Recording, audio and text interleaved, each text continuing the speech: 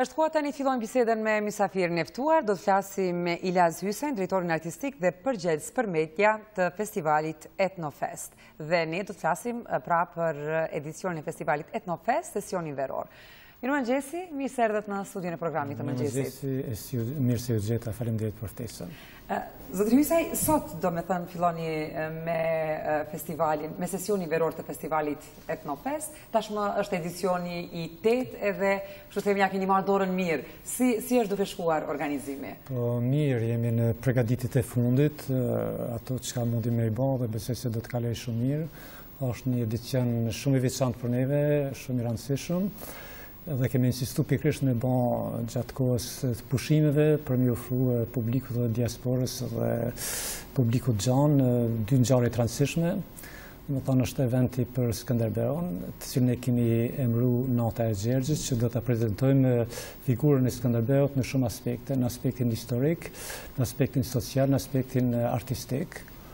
Kjo është ngjarja për neve më e rëndësishme, të cilën kemi përqendruar energjinë më të madhe. Nata e dytë i kushtohet pikërisht morgjintarëve, që kemi emëruar Nata e Diasporës, e cili do të jetë një program shumë i pasur kulturor, etnologjik, artistik, me shumë evente që do të joshin edhe do të ushqejnë morgjintarët gjatë pushimeve. Pra, në përgjithësi, aktivitetet e cilat organizohen në këtë kohë janë shumë të mirëseardhura, sepse është koha edhe pushimeve dhe kemi bashkëdhetarët në vizitë edhe janë shumë të mirëseardhura. Ti kthehemi natës sot, natës së Gjergjit, dhe që i kushtohet Gjergj Kastriotit në shumë dimensione të ndryshme. Na tregoni çfarë ofron nata, çfarë aktivitete keni sot? Nata e Gjergjit do të filloj me hapjen e 3 ekspozitave shumë interesante. Është ekspozita e fotografive të Recep Rifatit, gazetarit Recep Rifatit, i cili do të prezantoj gjitha bustet e Skënderbeut që i ka fotografuar në për vende të ndryshme të botës, me një cilësi shumë të lartë që do të prezantoj. Ai do të jetë edhe tema e odave shqiptare që i ka fotografuar në për viset ndryshme, oda shumë me rëndësi, edhe veshje shumë vjetra shqiptare kombëtare në për muzeet ndryshme të botës. Në anën tjetër, kjo ekspozitë do të kompletohet edhe me një ekspozitë tjetër të veshjeve kombëtare, me një temë shumë interesante që do të jetë e prezantuar nga autorja Erudita Çorkadiu edhe Vardete Berisha, poetja edhe artistja nga diaspora, e cila do të quhet Veshjet kombëtare në modernitet. Një ekspozitë shumë interesante, e cila ka pas një performancë në Namyrën e Teatrit Mbretëror, në Strasburg dhe në disa vende të botës, në bashkëpunim me muzeun do të prezantohet edhe sot në Kukaj. Krahas një ekspozitë tjetër të veshjeve tradicionale kombëtare shqiptare, me autore Servete Kastrati, që është një artizane e veshjeve bukura kombëtare, e cila do të na ofrojë veshje shumë interesante dhe manej këto një pjesë e veshjeve tyne do të prezantohet në sfiladën që do të mbahet ditën e shtunë. Po në Kukaj? Po në Kukaj, po në ditën e dytë, në ditën e diasporës. Pjesa shumë rëndësishme e kësaj është edhe ekspozitat që do të shoqënojnë këtë event, pikërisht me temë Skënderbeun, ku do të cekë qysh në fillim nga heroi Agim Ramadani, do t'i prezantojmë 2 piktura. Një pikturë që ai ka bërë për Skënderbeun dhe për Shqiponin, për neve ka një rëndësi shumë historike, rëndësi shumë të rëndësishme se është heroi që i ka pikturuar heroit. Edhe për neve kjo është pjesë shumë e rëndësishme. Është një ekspozitë shumë interesante, cilën i ftoj të gjithë publikun me vizitu. Është ekspozita e Erlisa Çerkinit, një piktore shumë e re, 14 vjeçare, me pikturat mrekullueshme. E kemi pasur Erlisën në studio. Ajo është e mrekullueshme, kemi pikturat e saj dhe kemi bën një ekspozitë saj personale, një kënd veçantë, piktura më të mira që janë befasuese. Do të kemi piktura shumë këtë temë nga shumë piktorë të njohur, si është Vebi Murati, Ahmet Ibrahimi, Mentor Berishaj, Fatmir Xhevukaj, Sherif Beça, Elvana Beça, Manej kemi një performancë shumë interesante të Agron Blackçorit, do të jetë një performancë artistike me vepra të tij, do të jetë befasi shumë e këndshme. Do thonë këto janë ekspozita që do të shpërndahen në hapësina të ndryshme të kompleksit në Kukaj, që është një kompleks unikal me skena, me ambiente. E keni reguluar tamam kështu për veti. Po. Kjo është pjesa tjetër që është e rëndësishme në këtë festival, është ardhja e grupit të arbreshëve të Italisë. I kemi ftu për herë të parë një grup muzikor, vjen Kosovë, ata kanë ardhur nga data 2 dhe janë duke vizituar, dhe në këtë rast kisha me falendëruar shumë gazetarin dhe veprimtarin Recep Rifati, i cili ka marrë përsipër, edhe aktivistin nga Berati, Pirocentro, i cili ka arrit një koordinu këto, e këta do të performojnë sante bashkë me Pleqët e Kryes edhe me Kastrat e Ferizajt. Këtë trekan që kemi bërë në mënyrë të qëllimshme, se arbreshët e Italisë lidhen me vdekjen e Skënderbeut, kur kanë shku tokat shqiptare, kanë shku në viset italisë dhe kanë arrit për 550 vjet me rujt kulturën, traditën, edhe sot vinë ofrojnë këngë arbreshe me një gjuhë arbreshe të vjetër, që do të thotë se arbreshët e Italisë faktikisht kur kanë shku ka qenë elita e cila kanë insistuar me i ballë asimilimit, dhe sot na performojnë për herë të parë në Kukaj.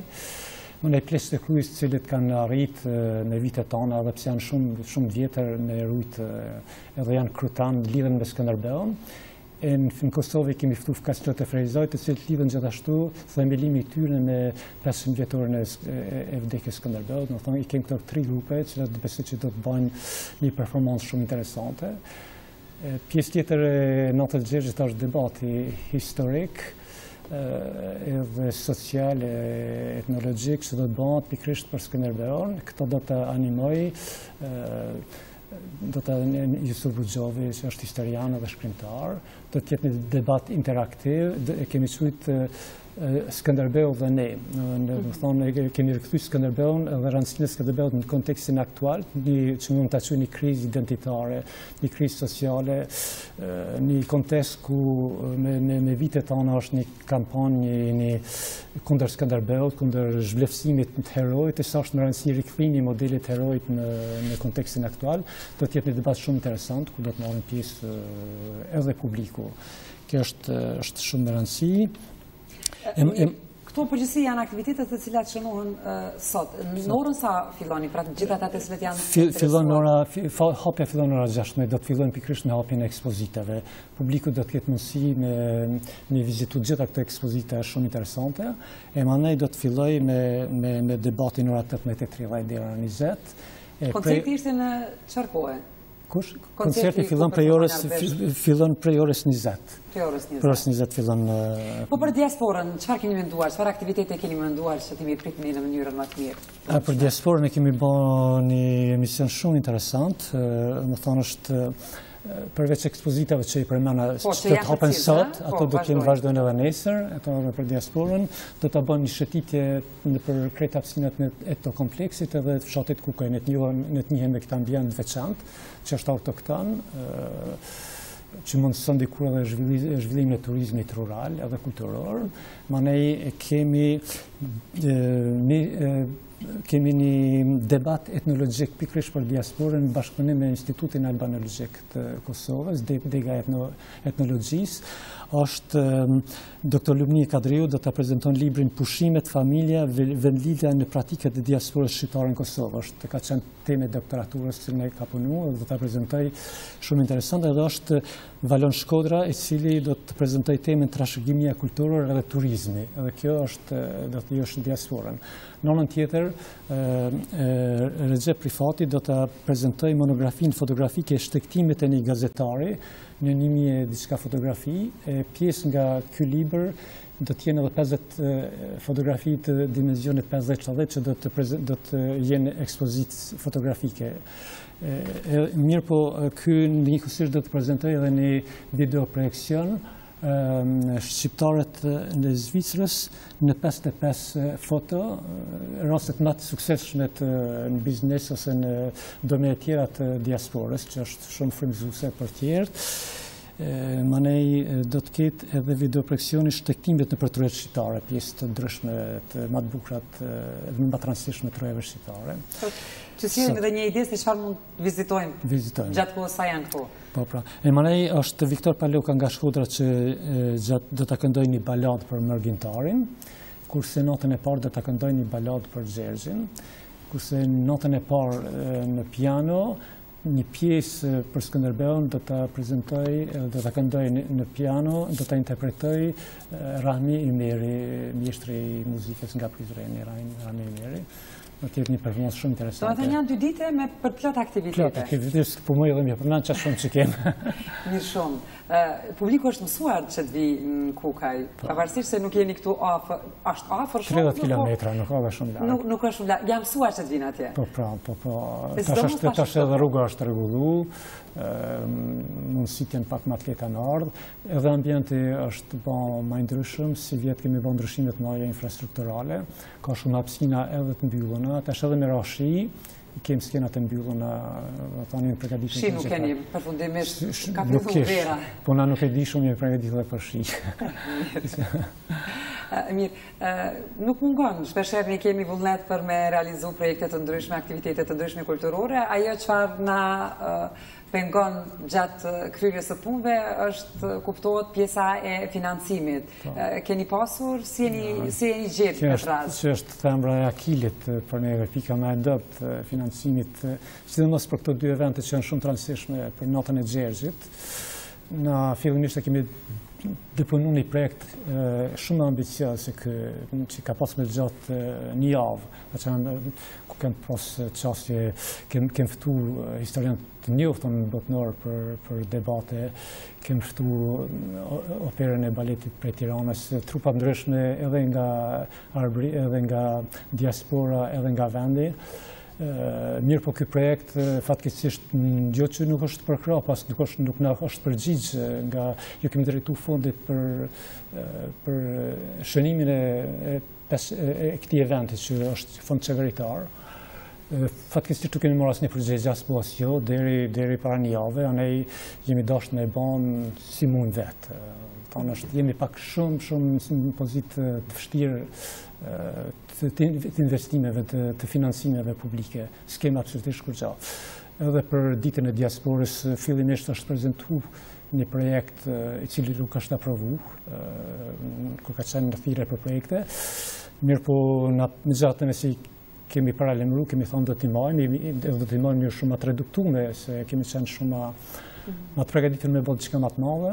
Mirë, po nuk kemi pas, nga këto 2 institucione nuk kemi... Po kontakti me artistët pjesëmarrës?